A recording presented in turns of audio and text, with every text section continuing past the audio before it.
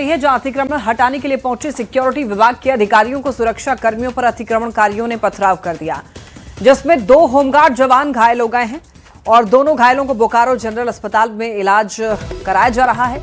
ये मामला सेक्टर 12 थाना क्षेत्र के सेक्टर 12A स्थित काली मंदिर के पास की है।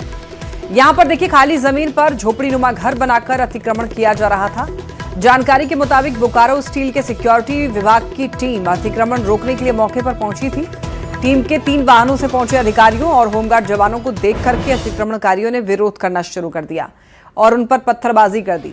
अचानक हुए इस हमले में सभी कर्मचारी और अधिकारी जान बचा करके भागने में कामयाब हुए। हालांकि आपको बताते चलें, यहां पर अधिकारी जान बचाकर भागने के लिए वहां पर मजबूर भी हो गए थे।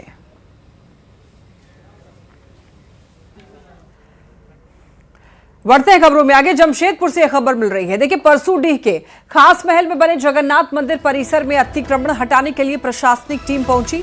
कड़ी सुरक्षा के बीच मंदिर को तोड़ने का काम शुरू किया गया और देखिए, मामले की जानकारी मिलने पर बड़ी संख्या में श्रद्धालुओं और स्थानीय लोग वहां पर पहुंच गए।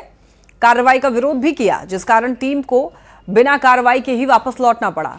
विश्व हिंदू संगठन के लोगों ने भी रेलवे विभाग और यहां पर बताया जा रहा है कि जवानों के खिलाफ जमकर विरोध किया गया। माहौल बिगड़ता देख करके रेलवे विभाग ने 2 दिनों का समय मंदिर कमेटी के लोगों को दिया है। के दिन भी एक नोटिस दिया गया, कल नोटिस दिया गया, तोड़ा जाएगा, लेकिन कोई ये नहीं है, क्योंकि जीर्णोद्धार का काम, कोई नई मंदिर नहीं बनाई जाएगी, कोई नया काम नहीं हो रहा है। ये एकदम बिल्कुल जो पुराना जीर्णोद्धार का काम चल रहा है। इसमें यहाँ के जो लोकल छोटे पदाधिकारी उन्हीं को ज़्यादा परेशान। यहाँ के स्थानीय लोगों से, यहाँ के भक्तों से, यहाँ के पुजारी से, यहाँ की कमेटियों से हम लोग आज और कल 2 दिन में एक रास्ता निकालेंगे और एक जिस तरह से दाएं और बाएं बाउंड्री है, एक पीछे भी हम लोग रेलवे से आग्रह करके एक बाउंड्री कराएंगे, ताकि बार बार जो ये मंदिर को लेकर विवाद होता है, ये विवाद को हम लोग ख़त्म करना चाहते हैं और इसकी पहल विश्व हिंदू परिषद की तरफ से होगी और 2 दिनों में सारे विवाद को ख़त्म कर पाएंगे। बच्चा को जो है तोड़ने के लिए कार्रवाई की जा रही थी, उसी संदर्भ में कुछ लोकल लोग आए, उन्होंने जो है 2 दिन का हमें समय मांगा है, तो हम दे रहे हैं। और हाँ, BHP विश्व हिंदू परिषद के मंत्री हैं मिस्टर अरुण कुमार, वो आए, उन्होंने 2 दिन का समय मांगा है, तो हमने 2 दिन दे दिया। भाई 2 दिन के अंदर आप लोग जो फैसला कर रहे हैं, लेकिन जो अनाधिकृत रूप से संरचना बनाई गई है उसको तोड़ने के लिए हम लोग विवश हैं और उसे करना ही पड़ेगा। चाईबासा में पुलिस को बड़ी कामयाबी मिली है। युवती के साथ गैंग रेप मामले में पुलिस ने 3 आरोपियों को गिरफ्तार किया है। 6 मई को पीड़िता ने मामला दर्ज कराया था। शिकायत मिलने के बाद पुलिस की विशेष टीम ने छापेमारी करके 3 आरोपियों को गिरफ्तार किया है। घटना के समय आरोपियों ने जो कपड़े पहने थे उनको भी पुलिस ने बरामद किया है। तो चाईबासा पुलिस की ये बड़ी कामयाबी है। यहां पर युवती के साथ गैंग रेप मामले में पुलिस ने 3 आरोपियों को गिरफ्तार कर लिया है।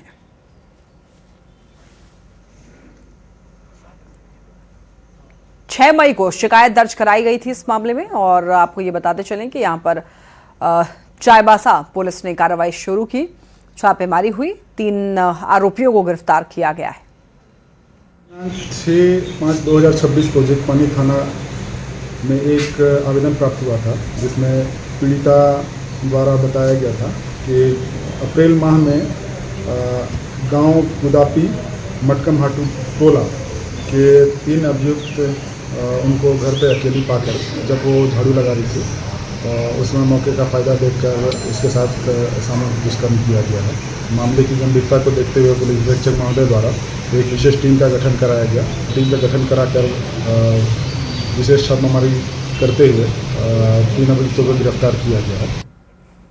रांची से बड़ी खबर, उत्पाद विभाग की बड़ी कार्रवाई। नकली शराब के खिलाफ कार्रवाई हुई है और करीब 1000 पेटी यहां पर शराब जब्त की गई है। एक आरोपी को गिरफ्तार भी किया गया है। 3 गाड़ियों को भी जब्त किया गया है। नगड़ी, रातू और धुरवा थाना क्षेत्र में रेड किया गया और यहां से नकली शराब को रांची में खपाने की तैयारी चल रही थी। तो 1000 पेटी शराब बरामदगी हुई है। एक आरोपी को इस मामले में गिरफ्तार किया गया है। उत्पाद विभाग की बड़ी कार्रवाई, बड़ी सफलता मिली है उत्पाद विभाग को। बताया जा रहा है कि 1000 पेटी शराब जब्त किया गया है। इतना ही नहीं, एक आरोपी को भी गिरफ्तार कर लिया गया है। और देखिए, चाईबासा से भी खबर मिल रही है कि अवैध शराब के खिलाफ कार्रवाई हुई है। कई होटल, दुकान में छापेमारी हुई है और देसी और विदेशी शराब की यहां से बरामदगी हुई है। दरअसल अवैध रूप से ये शराब जो है बेची जा रही थी। पुलिस ने 4 लोगों को इस मामले में गिरफ्तार किया है मंझारी थाना क्षेत्र का ये मामला बताया जा रहा है, जहां पर अवैध शराब के खिलाफ कार्रवाई हुई है। कई सारे होटल्स में, कई सारे दुकानों में जब छापेमारी की गई तो यहां पर पता चला कि देसी और विदेशी शराब रखा हुआ है, यहां से इनकी सप्लाई होती थी। तो ऐसे में यहां से शराब की बरामदगी हुई है। अवैध रूप से दरअसल ये शराब बेची जा रही थी और सरकार को राजस्व का नुकसान पहुंचाया जा रहा था। चलिए बढ़ते हैं खबरों में आगे और अब बात करेंगे गुमला की। गुमला सदर अस्पताल में चोरी के मामले में पुलिस ने कार्रवाई की है और आरोपी को गिरफ्तार भी कर लिया है। दरअसल चोर ने 7 मई को अस्पताल में एक मरीज का मोबाइल चोरी किया था और ऐसे में चोरी करने के बाद चोर को फरार होता हुआ देखा गया और एक सीसीटीवी फुटेज भी सामने आया है और सीसीटीवी फुटेज के आधार पर ही पुलिस ने पहचान कर लिया है चोर का और गिरफ्तार किया है। पुलिस ने आरोपी के पास से मोबाइल फोन बरामद किया है।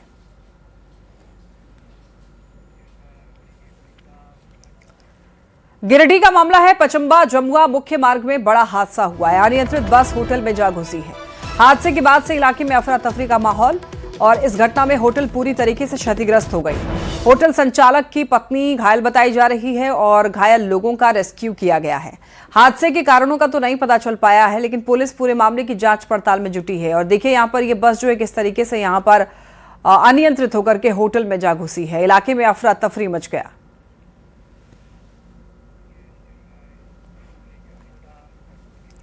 राजधानी रांची की बात करते हैं। देखिए बताया जा रहा है कि वित्त मंत्री राधाकृष्ण किशोर ने मुख्यमंत्री को चिट्ठी लिखी है। दरअसल सिलेंडर की कीमतों में 200 रुपए की सब्सिडी देने की मांग की गई है राधाकृष्ण किशोर की तरफ से।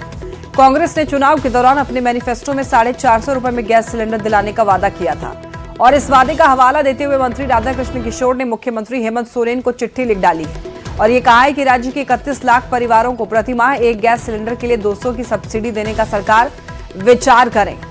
तो देखिए काफी समय से राधा कृष्ण किशोर अपनी ही सरकार से कहीं ना कहीं नाराज चल रहे हैं और अब देखिए सब्सिडी को लेकर के भी उन्होंने मुख्यमंत्री से मांग कर दी है।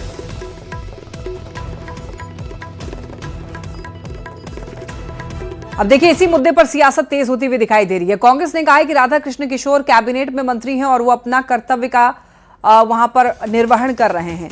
वहीं जेएमएम ने कहा है कि सिर्फ मीडिया में सुर्खियों में बने रहने के लिए इस तरह का व्यवहार कर रहे हैं। वहीं बीजेपी ने तंज कसा है, कहा है कि मुख्यमंत्री अपने मंत्री को भी विश्वास में नहीं ले पा रहे हैं तो झारखंड की जनता को क्या ही विश्वास में लेंगे। क्योंकि मुख्यमंत्री से मिलना जुलना मंत्रियों का लगा रहता है, मुलाकातें भी होती है। मुलाकात के दौरान इस तरह के विषयों पर चर्चा हो सकती है और करनी चाहिए उन्हें। इस तरह के पत्र लिखने से कहीं न कहीं आप मीडिया में अपनी जगह बनाना चाहते हैं, उससे ज्यादा कुछ नजर नहीं आता। कैबिनेट के मंत्री मुख्यमंत्री को अगर पत्र लिख रहे हैं तो स्वाभाविक तौर पे ये बातें सरकार के अंदर करे वो संगठन सरकार को मजबूती प्रदान करने के लिए होता है और संगठन पूरी तरह सरकार के को मजबूती प्रदान करने के लिए प्रतिबद्ध है। All is not well. मुख्यमंत्री का उनके कैबिनेट में ही कांग्रेस के मंत्री विरोध कर रहे हैं, सार्वजनिक मंचों से विरोध कर रहे हैं। तो मुख्यमंत्री तो ऐसा लगता है कि जनता का विश्वास तो बड़ी बात है, यहाँ तो अपने कैबिनेट का विश्वास खो बैठे हैं। चलिए बढ़ते हैं खबरों में आगे। प्रदेश में 2 सीटों पर राज्यसभा के चुनाव होने हैं, जिसको लेकर सभी अपनी अपनी दावेदारी ठोक रहे हैं। ऐसे में राज्य कांग्रेस पार्टी ने ऐलान किया है कि एक भी वोट कम होने से राज्यसभा जाने की राह मुश्किल हो सकती है और इसीलिए सभी का महत्व समझना होगा। सभी को दरअसल यहां पर महत्व समझना होगा वोटों की। राज्यसभा की सीटों पर कांग्रेस की कोई उम्मीदवारी नहीं बल्कि कांग्रेस का हक है, ऐसा उनका कहना है। अपनी बात रखेगी कांग्रेस पार्टी और गठबंधन के सब साथी मिलकर के बैठक करेंगे और जो निर्णय होगा वो सबको मानना होगा। उसमें मांगने की जरूरत नहीं है, मांगता वो देने वाले नहीं है, ना हम मांगने वाले हैं। हम लोग मिल बैठकर निर्णय लेने वाले लोग हैं। आप अगर 2 वोट भी आपको कम होगा तो आप राज्यसभा में नहीं जा सकते हैं। इसलिए तमाम लोगों का महत्व है, उस महत्व को समझना पड़ेगा। पश्चिम बंगाल में नई सरकार के गठन को लेकर बीजेपी ने खुशी जाहिर की है और बंगाल में नए सूर्य का उदय बताया है। वहीं इधर इंडी गठबंधन ने मिलीजुली प्रतिक्रिया व्यक्त की है। जेएमएम ने नए मुख्यमंत्री को बधाई दी है तो वहीं कांग्रेस ने भी बधाई देते हुए कहा है कि शुभेंदु अधिकारी की अगुवाई में बनी सरकार बंगाल के विकास और जनता की सुरक्षा पर फोकस करेगी। देखिए, सबसे पहले तो बहुत बहुत शुभकामनाएं मुख्यमंत्री बनने पर, सरकार बनने पर। बेहतर तरीके से बंगाल का संचालन हो, हिंसा प्रतिहिंसा का दौर खत्म हो और तमाम लोगों को, जिसने वोट दिया, जिसने नहीं दिया, किसी धर्म, किसी समुदाय, किसी जाति के आधार पर भेदभाव न हो, सभी को एक समान देखना चाहिए सरकार को। जनादेश का अपमान की सरकार के मुखिया बनने जा रहे शुभेंदु अधिकारी। जिस प्रकार बंगाल में पूरी सरकार को चोरी की गई है, क्योंकि जहां जहां एसआईआर हुआ है भारतीय जनता पार्टी वहां सरकार की चोरी की है। पश्चिम बंगाल में एक नया सूर्योदय हुआ है आज। ये आतंक राज का 60 वर्षों के मिसरूल का सबका सूर्यास्त हो गया साहब। अब भगवा सूर्योदय हुआ है जो डेवलपमेंट करेगा और जो दिखाएगा कि पश्चिम बंगाल की क्या प्रतिभा है, पश्चिम बंगाल की क्या कैपेसिटी है। पश्चिम बंगाल एक महान राज्य था, किसी समय जीडीपी का 25% देता था, आज 2.5% हो गया है। तो हम पश्चिम बंगाल को उसकी पुरानी ग्लोरी पर रिस्टोर करेंगे। चाईबासा में हुए आईईडी ब्लास्ट में एक हाथी चपेट में आ गया है। देखिए, एक सप्ताह से एक हाथी का इलाज चल रहा है और हाथी की स्थिति गंभीर बनी हुई है। उसके जख्मी पैर के सारे नाखून जो है बताया जा रहा है झड़ चुके हैं। जख्मी पैर से शरीर में संक्रमण फैलने का खतरा भी बना हुआ है, जिससे उसकी जान को भी खतरा है। हालांकि 3 डॉक्टरों की टीम इलाज कर रही है, घायल हाथी पर नजर बनाए हुए है। इससे पहले भी ब्लास्ट में एक हाथी घायल हुआ था और उसके बाद उसकी जान चली गई थी, याद होगा आपको। ये दूसरा हाथी है जो आईडी ब्लास्ट में घायल हुआ है। गिरिडीह से बड़ी खबर, हाथियों के झुंड ने महिला को कुचल दिया है। देखिए, 5 हाथियों के झुंड ने यहां पर आतंक मचाया है। घटना के बाद इलाके में भगदड़ भी मच गई। वन विभाग की टीम ने हाथी को खदेड़ा है। परिवार ने मुआवजे की मांग की है। बिरनी प्रखंड क्षेत्र का ये मामला बताया जा रहा है।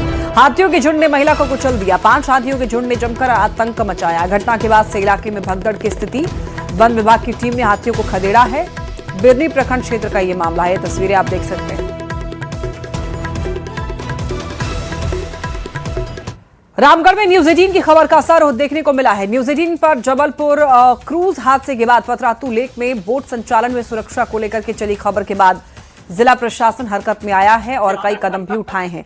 इसके तहत रामगढ़ एसडीएम की अध्यक्षता में बोट संचालकों की एक बैठक कराई गई और इस दौरान सभी बोट संचालकों से सुरक्षा मानकों को लेकर एक लिखित में शपथ पत्र लिया गया। साथ ही सुरक्षा मानकों से संबंधित दिशा निर्देश भी दिए गए हैं। इसमें एसडीएम की अध्यक्षता में हम लोगों ने बैठक कराया है सारे बोट एसोसिएशंस का, और उसमें एक हम लोगों ने शपथ पत्र के माध्यम से उनको सेफ्टी मानक जो उनको फॉलो करना है वो प्रोवाइड कराया गया है। इसमें महत्वपूर्ण है कि लाइफ जैकेट पहनवाना अति आवश्यक है, डीप पानी में ले जाने की आवश्यकता नहीं है। साथ साथ में जब मौसम खराब हो उस समय वो नहीं चलाएंगे। बोट और अन्य चीज़ें जो उनकी चल रही हैं उन सभी का ऑडिट जरूर करा लेंगे। प्रदेश में लोगों को गर्मी से राहत है। देखिए, राज्य के कई हिस्सों में आंशिक बादल छाए रहने की संभावना है। इसके साथ साथ हल्की बारिश की भी संभावना है। मौसम विभाग के अनुसार उत्तर पश्चिम इलाकों को छोड़ करके कई जिलों में ठंडा और बारिश और तेज हवा चलने का भी अनुमान है। तो देखिए, तेज हवा और बारिश की चेतावनी मौसम विभाग की तरफ से दी गई है। कई इलाकों में ओलावृष्टि की भी संभावना है। तो ऐसे में झारखंड में देखिए साइक्लोनिक सर्कुलेशन का भी असर देखा जा सकता है। आज एक बार फिर बदल गया है। सुबह से आसमान में बादल छाए हुए हैं। तापमान में 6 डिग्री की गिरावट हुई है। 6 दिनों तक अधिकतर क्षेत्रों में बारिश की संभावना है और 4 डिग्री तक पारा गिरेगा। बंगाल की खाड़ी से आने वाली नमी और झारखंड के ऊपर से गुजर रहे टर्फ लाइन की वजह से पूरे राज्य के मौसम का मिजाज बदला हुआ है। पिछले 24 घंटे के दौरान रांची सहित अधिकतर जिलों में हुई मूसलाधार बारिश से अधिकतम तापमान में एक ही दिन में 5 डिग्री तक की गिरावट दर्ज की गई है। रांची सहित 10 जिलों का अधिकतम तापमान में 30 डिग्री के आसपास पहुंच गया है। इस वजह से फरवरी में ठंड जैसा महसूस हो रहा है। कहीं न कहीं इसका असर साफ तौर पर देखा जा रहा है, क्योंकि बंगाल की खाड़ी में लगातार दबाव की वजह से झारखंड के मौसम में तब्दीली हुई है और इसी की वजह से मई माह में फरवरी जैसा महसूस किया जा रहा है और आगामी 6 दिनों तक मौसम में में कोई परिवर्तन नहीं होगा और मौसम खुशनुमा रहेगा। रांची से निरंजन सिंह। रामगढ़ जिले में लगातार हो रही बारिश से किसानों को भारी नुकसान हो रहा है। देर शाम आई तेज आंधी और बारिश से जिले में सैकड़ों पेड़ उखड़ गए हैं। पेड़ गिरने से कई जगहों पर यातायात प्रभावित हो रहा है और इतना ही नहीं, बिजली के पोल गिर जाने से देर रात से ही बिजली भी गुल हो चुकी है। पतरातू रेलवे स्टेशन रोड पर यहां पर कपड़े की दुकान में बताया जा रहा है कि यहां पर स्टेशन रोड का ये मामला है जहां पर पेड़ गिर गई और यहां पर आग भी लगने का मामला सामने आया है, जिसके बाद 13 दमकल की गाड़ियों ने आग पर काबू पाया है।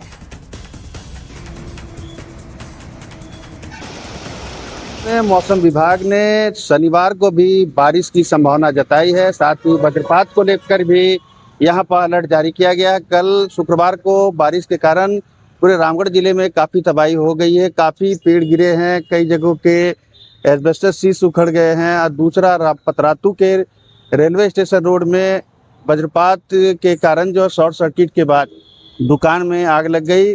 दुकान में लगी आग को बुझाने में दमकल की 13 गाड़ियों को लगाया गया था। 20 लाख से अधिक के कपड़े और कीमती सामान जो है दुकान में जल गए हैं। और पास का जो बगल का एक जूता का दुकान है वो भी आंशिक रूप से क्षतिग्रस्त हुआ है। फिलहाल आप देख सकते हैं कि कल जो बारिश हुई और तेज आंधी है उसमें कितने पेड़ यहाँ पर उखड़े हैं। कई जगह पर यातायात भी इससे कारण प्रभावित हुआ था। और आज शनिवार की बात करें तो आज भी यहाँ पर बारिश की संभावना जताई गई है। खासकर वज्रपात को लेकर लोगों को मौसम विभाग ने अलर्ट किया है। जावेद खान, न्यूज 18 रामगढ़। देवघर समाहर नाले में प्रशासनिक लापरवाही का मामला सामने आया है। देवीपुर प्रखंड के पीडीएस डीलर मोती यादव करीब 35 किलोमीटर दूर टोटो से 5.5 बोरा खराब चावल और 4 बोरा सड़ा गेहूं लेकर जिला मुख्यालय पहुंचे। उन्होंने ये बताया कि शिकायत के बावजूद 3 महीने से कार्रवाई नहीं हुई। डीलर ने पूरे मामले की उच्च स्तरीय जांच और खराब अनाज बदलने की मांग की है। बोरा चावल और गेहूँ दोनों ही खराब आया। फरवरी में हम बोले कि ये माल रिटर्न कर दीजिए, बोला थोड़ा थोड़ा चलाइए बल अच्छा खराब मिला के। तो हम वैसे करके सर थोड़ा पार कर दिए, लेकिन 11 बोरा अभी 3 महीना अंदर में बचा। तो हम कल बात किए एजीएम सर से, तो बोला कि ठीक है अब बाकी जो है तो ले आओ बदल देंगे। तो हम यहाँ आए सर अपना टोटो करके। मेरा घर हुआ बेड़मुका, पंचायत हुआ दरंगा और प्रखंड है देवीपुर। और वहाँ से हम अपना टोटो करके और अभी लाया और वहाँ फिर उतार लिया और बोला ये नहीं घूमे। खबर गोड्डा से, जहां अस्पताल के 52 नाराज कर्मियों ने हड़ताल शुरू कर दी है। कर्मियों की हड़ताल पिछले 5 महीनों से वेतन न मिलने की वजह से हुई है। नाराज कर्मियों का आरोप यह है कि पिछले 1 साल से उन्हें नियमित वेतन नहीं मिल रहा है, लेकिन इस बार हालत ज्यादा खराब है। इस बार कर्मियों का वेतन पिछले 5 महीनों से पूरी तरीके से बंद है। वहीं सदर अस्पताल के डीएस डॉक्टर तारा शंकर झा इस पूरे मामले में निजी कंपनी को जिम्मेदार ठहरा रहे हैं। ये है कि 8 महीने तक कंपनी वाले को उसको नियमित पेमेंट करना है। उसको सरकार पेमेंट करे चाहे नहीं करे, 9वां महीना में वो डिले कर सकता है 1 महीने का। इसमें कंपनी वाले फॉल्टी हैं। हम डीएमएफटी फंड कारण हम ऐसे बता रहे हैं, लेकिन डीएमएफटी को हम डायरेक्ट नहीं बोल सकते हैं, वो तो इसी तरह से पैसा देगा ही। परेशानी थोड़ी बहुत है, लेकिन ऐसा भी नहीं है। हम अल्टरनेट व्यवस्था कर दिए हैं। ट्रेज करके जो कम सीरियस हैं उनको इमरजेंसी में डाल दिए हैं, जो ज़्यादा सीरियस है उसको आईसीयू में डाले हैं। और हम इस तरह से, पहले तो उसी तरह से चलता था काम, भाई ट्रेज पर थोड़ा ध्यान दिए हैं। मेरा काम तो चल रहा है। सदर अस्पताल गोड्डा में धरने पर कुछ कर्मी बैठे हैं। ये वो कर्मी हैं, ये आईसीयू के स्टाफ्स हैं, चाहे वो जितने टेक्निकल हों, चाहे डॉक्टर हों या फिर नर्सिंग स्टाफ्स हों। सभी आईसीयू के जितने भी स्टाफ हैं धरने पर बैठे हैं, क्योंकि इन्हें 5 महीने से इनको सैलरी नहीं मिली है। डीएमएफटी फंड के तहत इन लोगों की यहाँ पर नियुक्ति की गई थी। डीएमएफटी फंड से इन लोगों को यहाँ पेमेंट मिला करता था। बताया जा रहा है कि गिरिडीह की कोई कंपनी है, महादेव इंटरप्राइजेस, जिनके द्वारा इनको फंड दिया जाता था, लेकिन 5 महीने से इनका फंड, इनकी सैलरी रोक दी गई है। हम लोग को पिछले 5 महीना से सैलरी नहीं मिला है।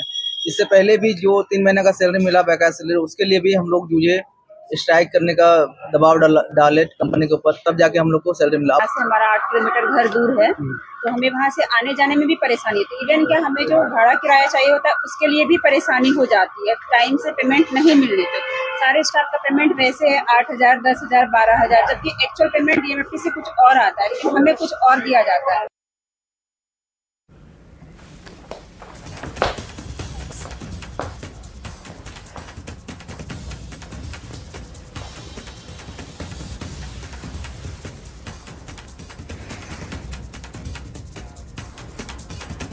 और देखिए खबर रामगढ़ से, जहां से बोकारो को जोड़ने वाली राष्ट्रीय राजमार्ग 23 पर कोठार ओवरब्रिज के पास सड़क पर बने गड्ढे जानलेवा साबित हो रहे हैं। यहां हर रोज एक्सीडेंट हो रहे हैं। बारिश होने पर इन गड्ढों में पानी भर जाता है, सड़क का पता नहीं चलता है। कोठार ओवरब्रिज के पास में रांची और हजारीबाग जाने के लिए देखिए यहां पर NH 33 का लिंक रोड भी आकर के मिलता है। ऐसे में यह काफी व्यस्त मार्ग है और यहीं से रामगढ़ शहर के लिए भी रास्ता निकलता है। ऑटो, ई रिक्शा, बाइक और छोटी गाड़ियां यहां अक्सर दुर्घटना के शिकार हो रही हैं।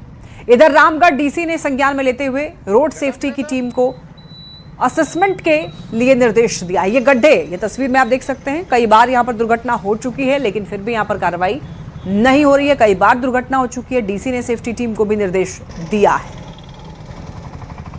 लोगों ने जो हमारी रोड सेफ्टी की टीम है उसके लिए हम लोगों ने असेसमेंट करने के बोला है। ऐसे जितने भी हमारे ब्लैक स्पॉट्स बन गए हैं और ऐसे गड्ढे वाले स्पॉट्स बन गए हैं, इसमें सबसे ज़्यादा ये जो कोठार वाला एरिया है उसमें हम लोगों ने टीम को लगाया है। इसमें हम लोगों ने NHAI को कोऑर्डिनेशन करने के लिए बोला है। एक बार हम लोग उनको भेज करके मोस्ट प्रोबेबली उनको रिपेयर के लिए एस्टिमेट बनाने के लिए बोल दिए हैं, ताकि अब इमीडिएट के लिए जो है तत्कालीन गड्ढों को भर दिया जाएगा और लॉन्ग टर्म के लिए NHAI उसको। और यहाँ रुक